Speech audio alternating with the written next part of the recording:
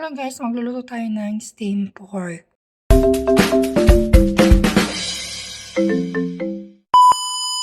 So ito yung ingredients natin guys. May mushroom tayo. Tinadtad ko yung mushroom, ginawa kong mince. Tapos ayan, nilagay ko rin yung minced pork. So ayan, nilagyan ko siya ng ginger powder, paminta. Ayan. Tapos, maglagay tayo ng light soya sauce. Ayan, binibidyo ko rin sa isang cellphone ko kaya mabagal. Charis. Ayan. Ayan po, nilagyan natin ng light soya sauce. And then, maglalagay tayo ng oyster sauce. Ayan guys. Simple lang ito guys, tinatawag nating patty. So, naglagay rin ako ng cooking wine. Oops, naparami tayo. Ayan, mix-mix, mekos-mekos. Ayan, halu-haluin lang po natin. Nag-add din pala ako ng konting dark soya sauce dito guys. Ayan, mekos-mekos lang, halu-haluin lang natin hanggang sa ma-mix lahat. Ayan.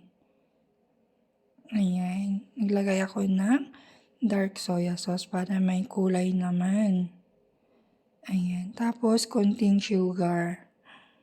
Ayan guys, mix-mix ulit natin hanggang sa ma-mix lahat ang ating ingredients. Ayan. Tapos naglagay ako ng sesame oil para may bango naman guys. Ayan. Halu-haluin lang natin. Ayan, hanggang sa lahat ma-mix. Ayan. Pork patty.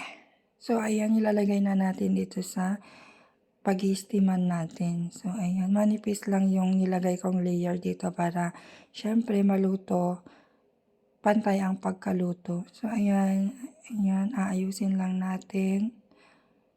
Ayan.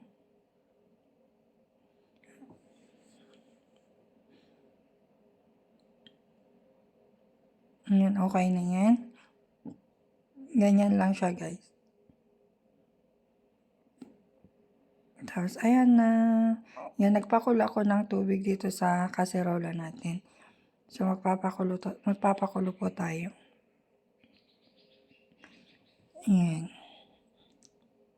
Ayan, kumukulo na. So, ilagay na natin ang ating pork o pork patty.